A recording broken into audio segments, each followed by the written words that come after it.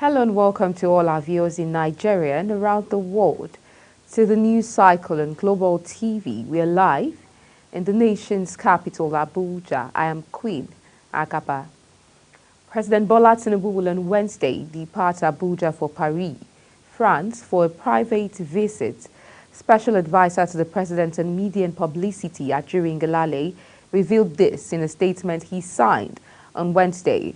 Although the statement did not state the reasons for the visit, Ngelale said he will return to the country in the first week of February 2024. Wednesday's visit is Tinubu's third to the country since he assumed office 8 months ago. Seeking to bolster its global standing, Nigeria urged the United Nations to back its ambitions for membership in the G20 and a non-permanent seat on the United Nations Security Council. President Bola Tinubu personally raised the request during a bilateral meeting with U.S. Secretary of State Anthony Blinken in the Nigerian capital. Foreign Minister Yusuf Tuggar emphasized the rationale behind Nigeria's aspirations, citing its position as Africa's largest economy and the continent's frequent focus on the UNSC agenda. Tuggar argued that Nigeria deserves a seat at the global decision-making table. United States Secretary of State Anthony Blinken on Tuesday said the U.S. would provide an additional $45 million to West African nations as part of a plan to battle instability, bringing total funding under the year-old program to nearly $300 million. In a four-nation tour of African democracies, Blinken met separately with President Bola Tinubu and Ivorian President Alassane Ouattara. The trip was to discuss U.S.-African partnerships over trade, climate infrastructure, health security, and other issues. It follows a summit in Washington with African leaders in December 2022.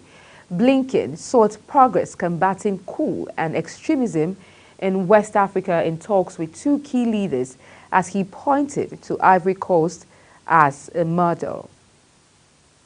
As Nigeria joins the rest of the world to commemorate the International Day of Education, UNICEF has commended the significant progress made in providing access to education for 7.2 million children in humanitarian settings across Nigeria. The commendation is contained in a statement made available to newsmen in Abuja on Wednesday by Safiya Akau, Communications Officer, UNICEF Nigeria. Akau quoted Christine Mondwait, UNICEF Nigeria country representative, as having commended the collaborative efforts of the government, donors and partners, calling for concerted efforts to enhance school safety in Nigeria. Mondwait said that Nigeria had shown a commitment to creating safe school environments by endorsing the Safe Schools Declaration and developing the minimum standards for safe schools. She, however, said there is room for further progress while also calling for collective responsibility in safeguarding the educational environment for every child. Moving on, the Economic and Financial Crimes Commission's EFCC witness, Hama Adama Bello, has told a federal high court in Abuja how Winifred Oyoita, the immediate past head of service, used her companies to launder government funds while in service. Bello, a chief superintendent of EFCC and head special investigation team, told Justice James Omotosho in Abuja when testifying as the 8th prosecution witness. The PW8, while being led in evidence by the EFCC's lawyer Farouk Abdullah, said his team received intelligence from the office of the Anti-Graft Agency's chairman sometime in 2019. The witness said the team invited Oyoita and her special assistant Ubonge Fiok, having received an analysis of documents relating to intelligence. The team had an interaction with them, and in the course of the interaction, Garba Umar, who is also the fourth defendant, became a person of interest for the investigation, and he was invited. Nigeria has reiterated its stance on the two-state solution to the crisis between Palestinians and Israel. Minister of Foreign Affairs Yusuf Tuggar said this at the end of bilateral talks with U.S. Secretary of State Anthony Blinken in Abuja. He said Nigeria would, however, continue to stand on issues of common interest with development partners in resolving the crisis in the Middle East. Responding, Blinken said America would continue to move towards a lasting solution to the crisis, adding that measures must be taken to have lasting peace. Blinken was in Nigeria and African nations tour to strengthen bilateral relations with a focus on security, the economy, and humanitarian concerns. Now, officials of the Federal Capital Territory Administration, FCTA, have begun profiling areas worst hit by kidnappers. The director of the Department of Development Control of the Federal Capital Territory Administration, Mokhtar Galadima, who led the team, said the exercise was to ascertain the causes of kidnapping and the solutions.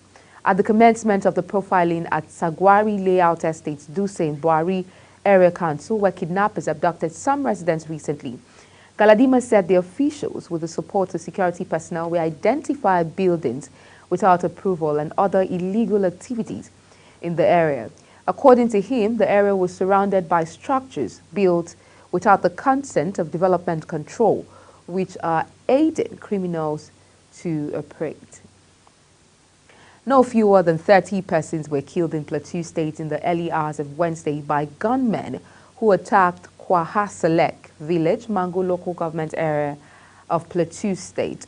It was gathered that the victims, who were mostly women and children, had run to the house of a community leader in the area on Tuesday night for safety, following an earlier unrest during the day in Mango town when the gunmen surrounded them and killed all of them. A community leader in the area, Mark Haruna, confirmed the death toll.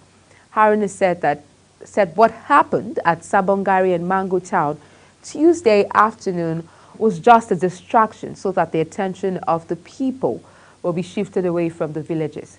The chairman of Mwagavu Development Association, Joseph Gwankat, also confirmed the killing, describing it as callous. Now, the immediate past governor of Anambra State, Willie Obiano, has arrived at the Abuja division of the Federal High Court. The EFCC arraigned him on Wednesday over an alleged money laundering to the tune of 4,08,573,350 naira. When the charges were read to him upon his arraignment on Wednesday, the former governor pleaded not guilty to all the 9 counts. In a related development, Justice Inyang Eko of the Federal High Court in Abuja has granted bail to the immediate past governor of Anambra State, Willie Obiano. He ordered that the former governor should be restricted to the court's jurisdiction, I beg your pardon. He ordered the Economic and Financial Crimes Commission to deposit the defendant's travel documents with the court registrar. ECHO then ordered the registrar to notify the Nigerian Immigration Service of the development. The prosecution counsel, Sylvanus Tahir, senior advocate of Nigeria, had prayed the court to remand the former governor. He subsequently adjourned the case till March 5th, 4th, 6th, and 7th for continuation of trial. The governor of Ondo State, Lucky Aiyedatiwa, has dissolved the State Executive Council. The governor also relieved all senior special assistants and special assistants of their duties in a statement by his chief press secretary, Ebenezer Adeniyi, on Wednesday. The governor said the development would take immediate effect. All the affected officials are directed to hand over all government properties in their possession. The governor thanks the affected officials of their services and contributions to the development of the state. The Independent National Electoral Commission, INEC, says all is set for the Akoko Northeast and Akoko Northwest Federal Constituency election scheduled for February 3rd in Ondo State. The State Resident Electoral Commissioner, Olutoyin Babalola, said in Akure on Wednesday that non-sensitive materials had been received from INEC headquarters and sent to the 2 local government areas. Babalola, who spoke on the sideline of a 2-day training for supervisory presiding officers, SPOs, at the INEC office in Akure, said that the adequate number of bimodal voter accreditation system, BVAS, machines had been configured for the elections to hold in 329 polling units. Babalola said that adequate arrangements had been made for transportation of personnel, non-sensitives, as well as sensitive materials to the polling units on the election day, with adequate security cover, adding that the police and other security agencies are working with the Commission to ensure the peaceful conduct of the by-election in the state. You're watching the news cycle coming to you live from Nigeria's capital, Abuja. We're on Star Times, channel 276. Kindly follow us on all social media platforms using @Global TV NG and other handles now showing on your screen. When the news cycle returns, CBN will bring inflation down to 21.4% in 2024. The news continues shortly with details of this and more stories right after this break. Please stay with us.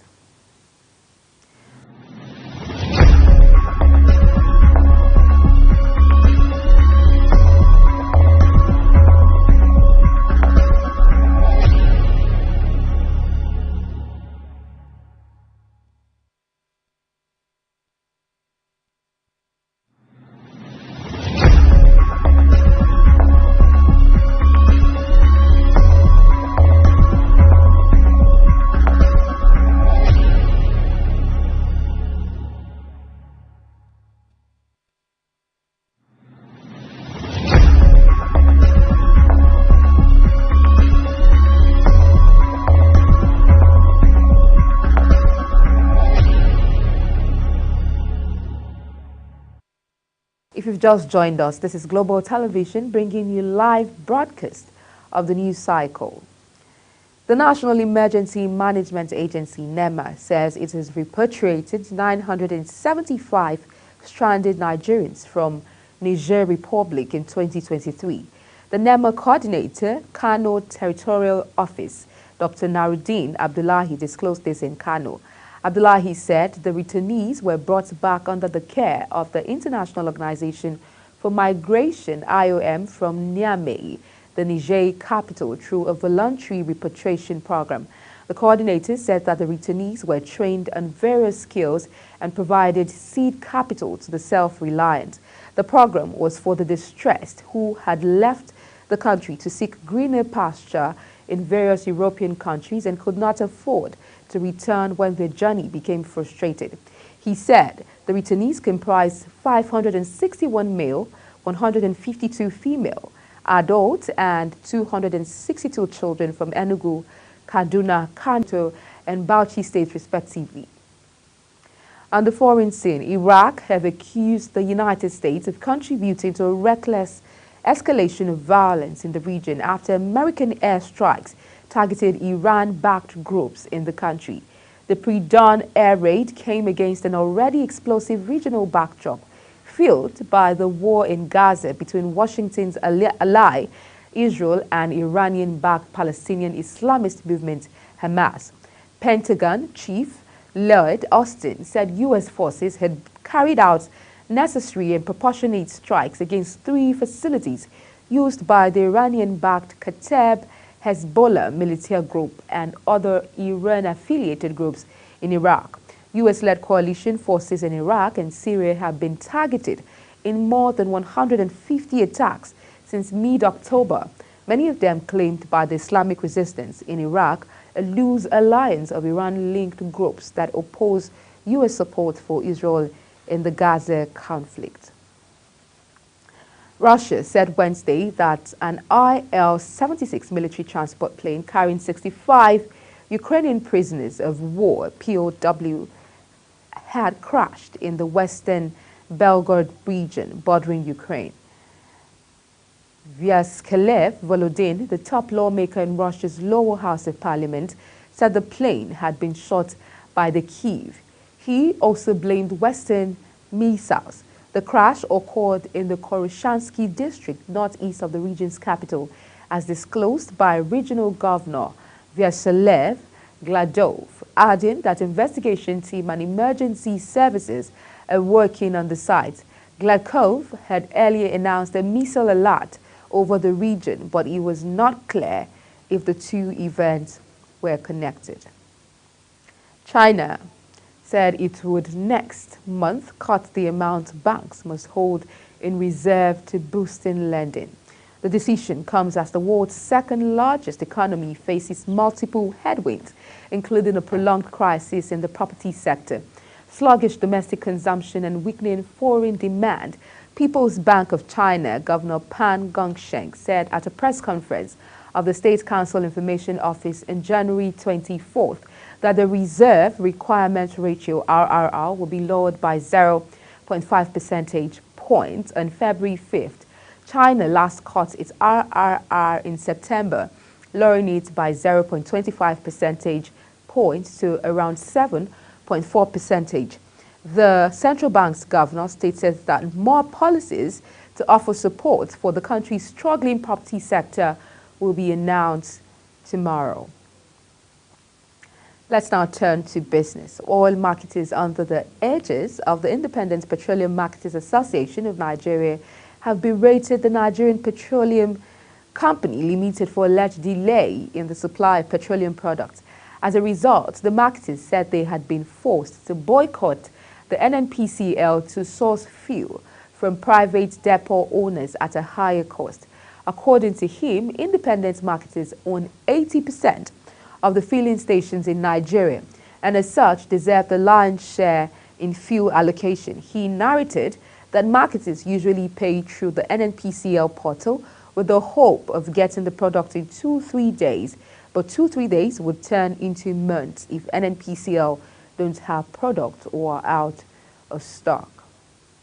Now, the federal government, through Bureau of Public Enterprises, BPE, is currently carrying out transactions for the sale of 5 power plants under the National Integrated Power Project at a cost of about $1.15 billion.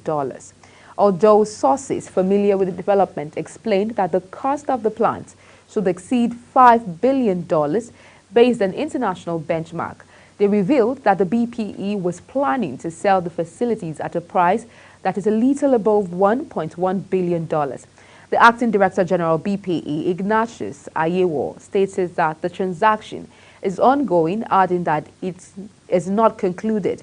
The 5 power plants, to include the 434 megawatts gas-fired Geregu 2 power plants located in Kogi, 451 MW Omotosho 2 plant in Ondo, and the 750 megawatt Olorunshogo 2 plant in Ogun State.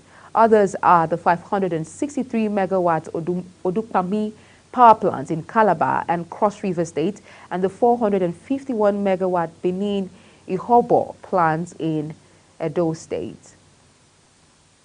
Similarly, the Central Bank of Nigeria, CBN, has vowed to deal with abuses and infractions in the foreign exchange forex market. CBN insisted that the naira is currently undervalued. It noted that it was implementing measures to improve liquidity in the forex market in the short, medium, and long term. The CBN Governor, Olayemi Kadoso, made this vow over forex in a keynote address at the Nigeria Economic Summit Group 2024 Economic Outlook Report presentation. Kadoso disclosed that measures to improve forex liquidity include ongoing collaboration with the Ministry of Finance and NNPC to ensure all forex inflow is returned to the CBN. The expected stability of the FX market in 2024 can be attributed to the expected reduction in petroleum products imports and the recent implementation of the market-determined exchange rate policy by the CBN. Also, the CBN Governor of the Central Bank of Nigeria, Olayemi Kadoso, said that the Apex Bank is working to reduce the headline inflation rate to 21.4% this year. Kadoso gave the assurance in a keynote address at the launch of the Nigeria Economic Summit Group 2024 Economic Outlook Report. The inflation rate rose to 28.92% at the end of 2023, representing a 7.58 percentage point increase from 21.34% at the end of 2022. Kadoso, however, averred that the inflation targeting policy of the CBN aided by improved agricultural productivity as well as an expected reduction in the pump price of petroleum products, will help reduce inflationary pressures in 2024. The anticipated moderation in pump prices of premium motor spirit (PMS) due to the expected operational status of the country's key government and privately owned refineries in 2024 is a pivotal factor in the economic equation. Now, the Nigerian Civil Aviation Authority has said that all private jet owners operating commercial services risk losing their licenses for non-compliance. The Acting Director General of NCAA, Chris Najomo, made this known while unveiling his agency's project for 2024 in Lagos recently. The NCAA DG emphasized private jet operators need a commercial license to operate commercially or chartered. He said the NCAA would increase surveillance for jets not supposed to operate as commercial aircraft. According to Najomo, the NCAA will do some sting operations to ensure that operators who are not ready to comply can go and get an air.